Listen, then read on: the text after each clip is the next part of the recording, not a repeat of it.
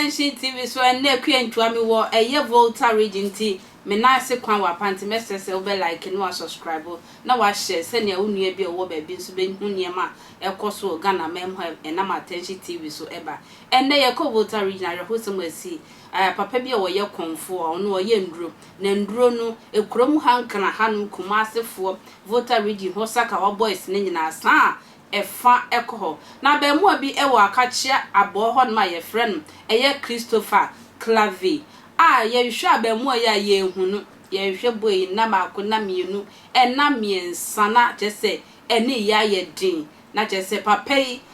ye hwehwemu na suspect ni ye susu se eye konfoi na sabre ye hu ye be dia ne nchen se ye boni hanya anase ye koboni ntrene a ye behu babia eye Christopher ehye omu bowura ye konfo ya so eye ekoye nhwehwemu na chese konfo yi ekun eye Christopher de na ye ne obeye yie etutu fom na so ye ho de Christopher ahye ho a sabre de prosifo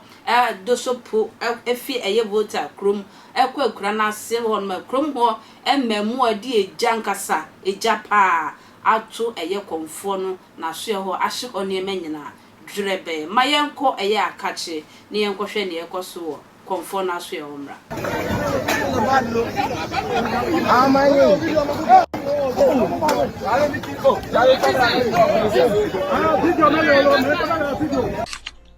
anu ntine kromo force dabi ye ntina se ema papa yi ne dan no kra no ensi honom ye be hye no nti omabubu eye fetish priest no baby a wo ye n'adwuma baby ekotutufo ye hu eye abrante Christopher no omahye ho no masese ho ne nyina na rawusem ne se enye fetish priest no ko na di isa adwuma yi na se nipa mienu eka no ho omye miensa ye se ba ko susu no ye no ho ti se ono so ye fetish priest na eye student ba ko it will be nim se student no nanka ade Christopher eba beji eye sakawa ana se che se wodwu nkra wo nti ase nti nei